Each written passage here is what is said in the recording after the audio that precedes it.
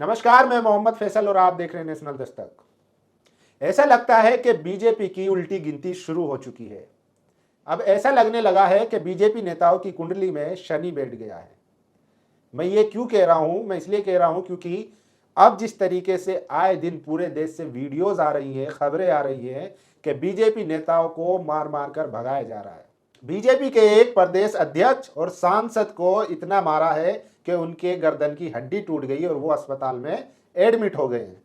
किसने मारा है, कहां मारा है, ये बताऊंगा, लेकिन उससे पहले ये समझिए कि लखीमपुर खीरी कांड के बाद इन लोगों की पूरे भारत में कुटाई शुरू हो चुकी है।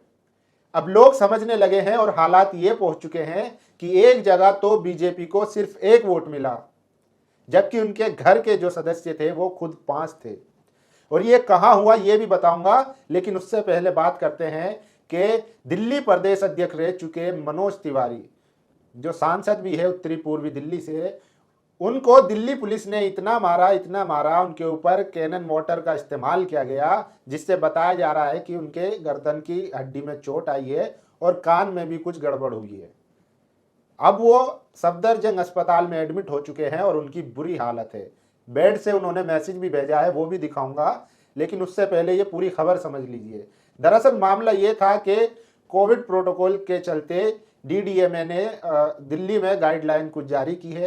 क्योंकि अब त्योहारों का जमाना है, त्योहारों के दिन है, दिवाली है, दशहरा है, छठ पूजा है, तो त्योहारों को लेकर गाइडलाइन की गई थी कि कहीं भी सार्वजनिक तौर पर ये चीजें ना मनाई जाए। क्योंकि हम देख चुके हैं जिस तरीके से कोविड की दूसरी लहर में जो हाल हुआ था, अस्पतालों में गैस नहीं था, ऑक्सीजन नहीं था, लोग तिल तिल कर मर रहे थे। उसके बाद जो है डीडीएमए ने गाइडलाइन जारी की है, उसको फॉलो करना हम सबका कर्तव्य है और ये एक नागरिक की जिम्मेदारी भी है।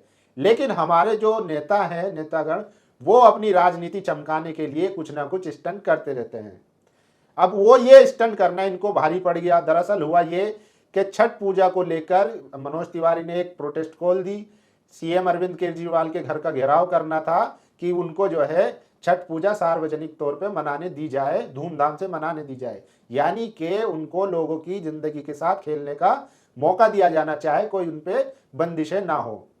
अब उसका नतीजा ये हुआ कि अमित शाह की पुलिस ने उनको लाठी मारी, डंडे मारे, उनके ऊपर कैनन वाटर छोड़े और उनको वहां से खदेड़ दिया।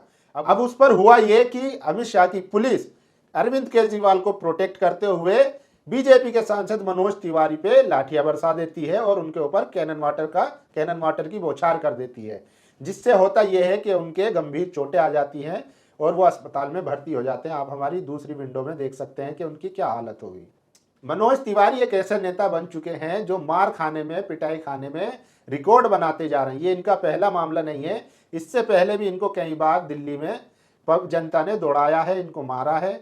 वहीं दूसरी तरफ जो सीएम हैं, जिनके पास खुद मतलब वो भी एक नंबर 1 के नेता हैं, जिनको पिटाई और इन फेंकने में महारत हासिल है, तो उन्होंने अब मनोज तिवारी पे लाठियां बरसानी शुरू कर दी। तो ये हालात हैं और बीजेपी सांसद जो खुद बीजेपी के नेता है, उसको गृह मंत्री अमित शाह की पुलिस दौड़ा देती है, उनकी हड्डी वड्डी तोड़ देती है। आप खुद देख सकते हैं, उन्होंने अस्पताल से एक मैसेज भी भेजा है, वो भी सुन लीजिए।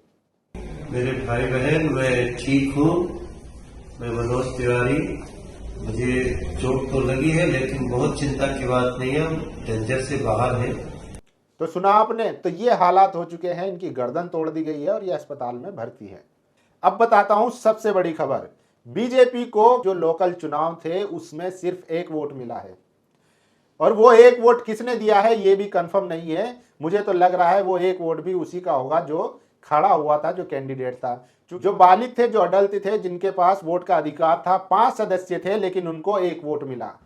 तो साउथ इंडिया में लोग थोड़ा जागरूक हुए हैं, जहां पर पेरियार की राजनीति होती है, SC ST OBC माइनॉरिटी वाले वहां पर जागरूक हैं।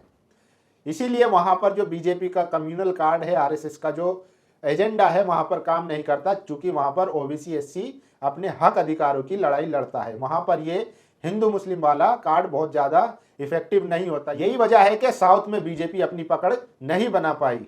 तो ये सबसे बड़ी खबर थी कि बीजेपी की हालत जो है अब ऐसी हो गई कि उनके घर के सदस्य खुद वोट देने को तैयार नहीं है।